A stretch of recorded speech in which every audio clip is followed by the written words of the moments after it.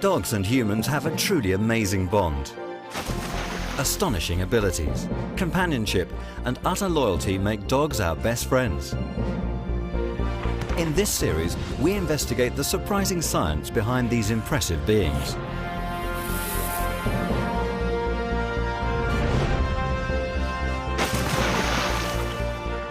From rescue dogs, to fire dogs, to the dog next door. What makes dogs so extraordinary?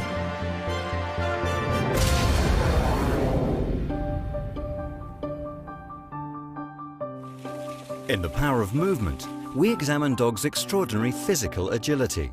A dog's agility is far superior to human beings. They can sprint over terrain we would struggle to stand on, never mind move. Dogs thrive in any environment and are able to adapt to their surroundings in remarkable ways. We meet Zoe and Vera, water-loving dogs who help the Italian Coast Guard save drowning swimmers. Ma alcune prove che abbiamo fatto noi non hanno un limite, abbiamo provato anche 20-30 persone. We join a search and rescue team in New Zealand as they put their dogs through demanding training sessions. We can clear an area that might take humans a day to clear, we can clear it in half an hour. And we race with a musher and his team for Australia's toughest and only snow-based sled dog race. We're back, we finished well, dogs are happy, it's great. This is Extraordinary Dogs.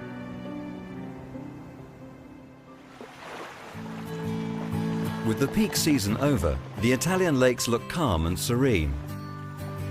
Hard to imagine that these waters in the summer are crammed with thousands of bathers. Lifeguards must patrol the waters. Among them is a dog called Zoe. She is one of the best in the business. Amazingly, she can swim over 4 kilometers, jump out of a helicopter into the lake, and pull dinghies with her teeth. Zoe is a graduate of the Italian School of Water Rescue Dogs, set up by Ferruccio Palenga. Using their extraordinary abilities, these dogs have saved over 20 lives in the last year alone. Io ero 21 anni fa un volontario di protezione civile, volevo prendere un cane, avevo letto su un vecchissimo libro che i Terranova erano cani da salvataggio. With the famous doggy paddle named after them, one would think that swimming was common to all dogs. However, some are vastly better than others. Newfoundlands, Labradors and Retrievers with their large size are the Olympians of canine swimming and make the best dog lifeguards. But their size, power and natural love of the water are not enough. To become lifeguards, they need to train. At the beginning, the first thing that a dog has to learn is how to swim. Because then we have some specific exercises that we have to follow. The most important thing is that they have to be happy to work. It's a game for them, it's a game for us. And it's not just swimming. They have to learn how to jump into the lake from heights of up to 5 meters. From a moving helicopter. Today, the team are holding a refresher training course at Lake Iseo in Lombardy. I nostri cani al giorno d'oggi portiamo le cose più importanti imbarcati sui mezzi della Guardia Costiera e ogni anno, quando abbiamo più cani, riusciamo a dare più cani alla Guardia Costiera. Before the dogs take to the air, they must get used to the noise and alarming rotor blades of the helicopter. Vera and handler Bettina are one of the teams taking part in today's exercise. Vera hasn't done helicopter training before, but she has done a lot of water work. We started when she was only a puppy and she's very good now. Newfoundlands are built for water rescue work. They have the instinct for it and we definitely want to keep it that way.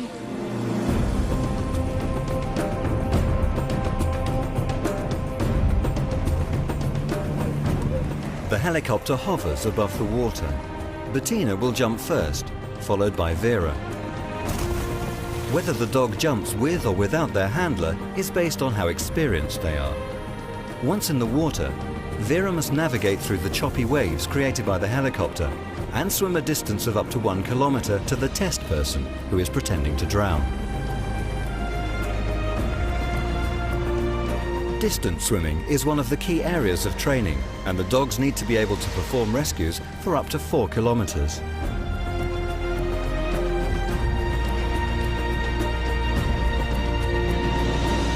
Newfoundlands like Vera have a large, powerful tail and feet with a degree of webbing.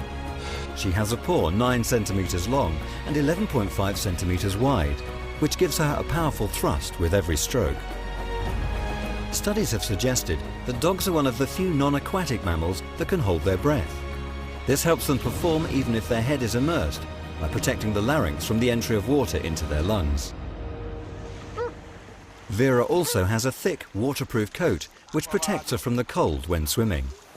Newfoundlands also have very big lung capacity, which helps them swim long distances. Dogs that are good at swimming have very mobile joints. Most of their joints tend to be more lax, which is a good thing for swimming. Some of the best swimming dogs might be in the top 25% of elite swimming people in terms of speed. Zoe and Renato are also amongst the teams practicing today. They need to complete a variety of swimming distances. The dogs must be capable of swimming while dragging an adult human swimmer for up to an hour in rough waters.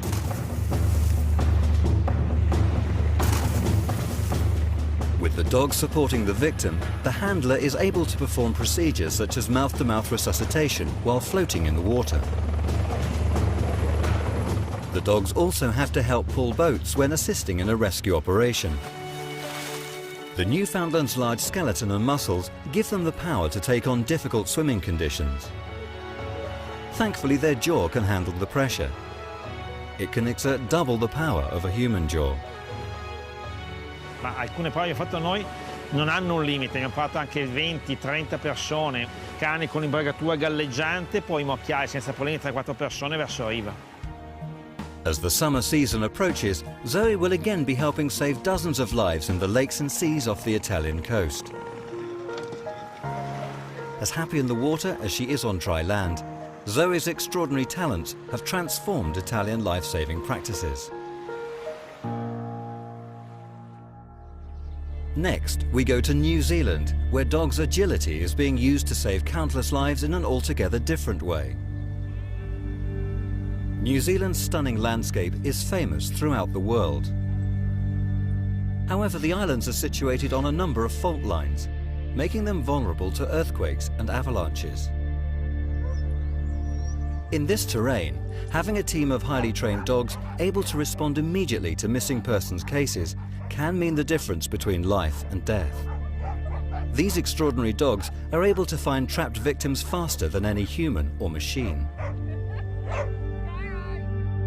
The earthquake that shook Christchurch to the ground last year served as a reminder of why these dog teams are so important in a country known as the Shaky Islands. Specialist teams need to be trained for 3 distinct environments: urban, wilderness, and avalanche. In Christchurch, on the South Island, a rescue team gets together for their weekly training session to ensure the dogs are fit and agile. We do have to put quite a bit of work into their agility. We basically get bits of junk, piles of old pallets, drums, anything we can think of, and get them comfortable walking over those and get them comfortable with their feet being unsteady. It is essential that all the dogs have exceptional drive, sense of smell, and are highly play-orientated, and most of all, have natural agility. In the worst-case scenario, they need to be able to climb over obstacles such as collapsed 20-story buildings, and fast. A slow response could be fatal. An average-sized rubble pile, let's say 20 metres by 20 metres, 3 metres high, if we had a team of rescue workers going over that rubble pile, that may take anywhere from 2 to 5 hours to successfully clear the pile for any body trapped underneath. An operational dog will search that same area roughly 2 to 5 minutes.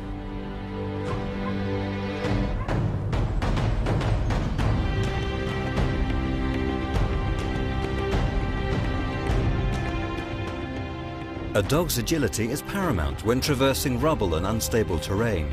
They need to be strong, quick, and able to jump away from the ground collapsing beneath them. All this while honing in on a smell they've never smelt before and finding its source without hurting themselves or their handler. No easy task. Certain breeds of dog are particularly good at what is known as air scenting, which allows the animal to locate a generic human scent from more than 1/4 of a mile away. Depending on the wind conditions, even though somebody may be trapped under concrete, there's enough scent flow will be coming up, and it works a bit like a chimney effect with a fire. Coming up in part 2, we meet Millie as she joins other rescue dog teams in intensive specialist avalanche training. And we join a sled dog team as they race in Australia.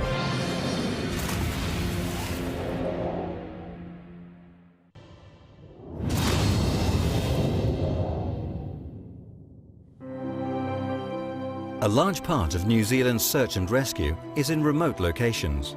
In this kind of terrain, 4 legs are better than 2. 4 legs and splayed paws mean the dogs are able to balance much better than us on unsteady ground. They're able to shift their body weight at speed. That provides them with that great, power of agility across rough terrain that you see. Balance and agility are further improved with strong hindquarters that are made up of the pelvis, overlying muscles, the hind limbs and the tail. This is where the greatest part of the energy required for the movement at any gait is generated, and a huge amount of stress must be absorbed and directed. All this work means these dogs burn over 2,000 calories a day, as much as a full-grown man. Dave and Stig are fully trained for all aspects of wilderness search and rescue. Stig and I have worked and trained in the environments all around New Zealand, everywhere. The reason his agility is so good is because of his confidence to work in this type of terrain. Stig needs to train daily in this environment. It's vital for both team members to be at the peak of fitness.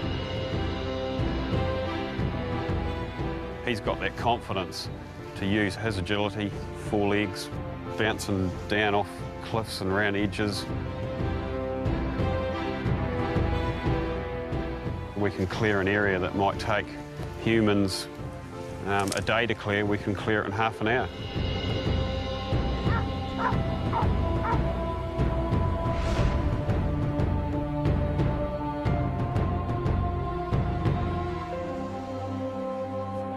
Dave and Stig are about to join other rescue dog teams on specialist avalanche training in the mountain range of Cardrona.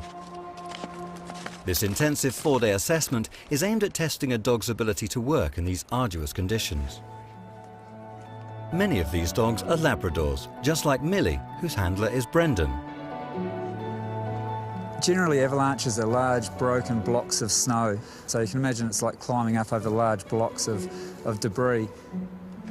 Millie is an exceptionally hard-working Labrador who has been dispatched on a number of occasions to clear an area. In order to be allowed to continue to work, Millie must be able to use her olfactory skills in these extremely high winds and find a scent hidden deep in the snow. Yeah.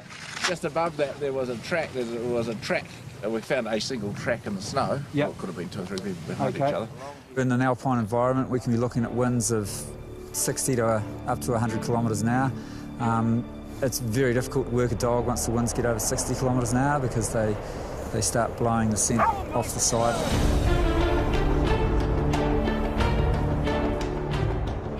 And it's mission accomplished for Millie. That's a good girl! These extraordinary dogs are a valuable part of day-to-day life in New Zealand, from the urban sprawl of the big cities to the vast landscape of the mountain regions. But it's not all work and no play. Just across the waters in Australia, man is capitalizing on dogs' agility for a completely different reason: to race. For the past 4 months, Clemens Bittendorfer has been preparing his team of dogs for Australia's toughest and only snow-based sled dog race. Clemens is one of 67 mushers and sled dog teams taking part this year. His dogs are built for running and can reach speeds of 40 kilometers per hour.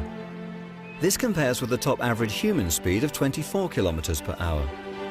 However, the dogs will also be pulling 2 to 3 times their own body weight. Clemens is determined his dogs will win. The annual event is held here in Dinner Plain, southern Australia, and has been running for 17 years, attracting teams from all around the world. Rob Stevens, the race organiser, is an experienced musher, and he knows all too well the sheer level of endurance these dogs need. The track is, this year, arduous, as you would call it. I would call it challenging. The difficulties they face in this environment is icy conditions, the chance of snow coming in, which is quite often, fog. The trickier bits would be the S-bends, which is a downhill section which has quite a few sharp turns. Clemens and his team have been racing for over 6 years and are yet to lose a race. With the pressure to maintain this record, the stakes are high. The race is against the clock. The fastest time wins. Clemens is using his faithful team of striking Alaskan Huskies, a breed he considers perfect for this kind of environment. They are bred to run, they love to work. But if you look at a purebred sled dog or an Alaskan, you actually find that there's hardly any movement up and down. It all goes forward and it goes into speed. Their coats are short in length, which alongside panting helps with heat dissipation during racing. These are perfect running machines. The power comes out of the hind legs, yeah. And it's all transferred through the harness. It's pretty phenomenal to watch when they actually take off, because you can see how their head goes down in between their shoulders and everything just goes out via the hind legs. Fit sled dogs can record an oxygen intake around 3 times higher than an elite cross-country skier. This helps them send much more oxygen-rich blood to their muscles. Dogs also have a blood flow system that allows them to exchange heat. The warm blood carrying oxygen to their limbs flows in arteries right next to their veins. This warm blood can then heat up the colder blood travelling in the veins up from the outer limbs. This allows them to stay in cold weather for long periods. Canine muscles that are used for power, such as in the hind limbs, have these long parallel muscle fibres which are able to just generate great power, but also these muscles have a large cross-sectional area, and the power of a muscle is proportional to its cross-sectional area. So they're big muscles, and the way that those muscles are designed is optimised for power generation. Clemens' team consists of Benny, Bjorn and Frida, aged 8 and all from the same litter, and Fernando, aged 6. Training is vital to ensure the dogs perform as a team. Our season normally starts around about June, so as soon as our temperatures are dropping around about the 10 degrees, we'd like to take them out. And then I would take them on short runs, but let them pull heavy-ish weights. So they're building the muscle, and then we're extending the kilometers, and we're also increasing the speed. It's 8 a.m. As predicted, it's snowing, and the dogs will be running in challenging conditions. Clemens and his team are gathered at the village with the other mushers as he goes through the last-minute preparations with the dogs. Obviously, the most important thing to have them feel right is their hydration, is their food intake, is having their feet checked and make sure that their feet are okay. Dogs lack a collarbone and the rotation movement of human shoulder joints. This allows for rapid forward motion. All dogs also run on their toes, and in conditions like this, it's vital that their feet are protected. Many mushers will place what are called booties on their sled dog's paws. This helps protect them and prevents the build-up of snow between the toes. There are 12 other teams in his 4-dog category. All are as hungry as Clemens to win. At 9 a.m, the first race begins. Clemens is one of the first mushers up.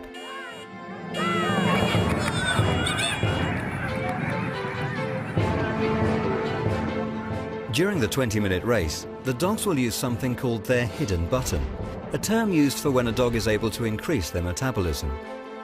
This is a switch, a bit like a turbo boost, that allows the dog to run without getting tired or having to stop. When humans take part in highly strenuous exercise, they start to metabolize the body's reserves, depleting glycogen. When cells run out of energy, the result is fatigue, and exercise slows and stops until those sources have been replenished. Dogs, however, are different. A canine's unique metabolism is the reason these dogs are able to run so fast. Rather than only metabolizing carbohydrates, they switch to metabolizing fat at almost twice the rate observed in humans. Dog muscle is, therefore, more adept at getting energy from fat than humans. So Clement's dogs have plenty of energy on tap, giving them the speed and agility to conquer the fast turns and tight corners in this race. Much to his delight, Clemens wins his group. It was fantastic. Really hard work today. The snow was really soft. It was the dogs fell in probably about 5 centimeters, sometimes even further. They worked so hard, and so did I actually. And it's all good now. We're back. We finished well. Dogs are happy. It's great. As we've seen, dogs are able to operate in all terrains and all weather, thanks to their natural agility and physical prowess. In the next episode, we'll explore dogs' astonishing ability to heal. We'll meet Max, who saved his owner Maureen's life by seemingly detecting the presence of a cancerous tumour in her breast. I looked across at Max and into his eyes, and I instantly knew there was something seriously wrong and I had cancer. Nepal, who helps war veteran Jason, left paralysed after sustaining a combat injury. The magic that dogs have, they just can put a smile on your face no matter what you're feeling. And Maybe, who acts as a life-saving early warning system for her owner Christine's recurrent and sudden seizures. Ik kan echt niet zeggen hoeveel. Ze zijn rustig weer gegeven van hetgeen dat ik kwijt was.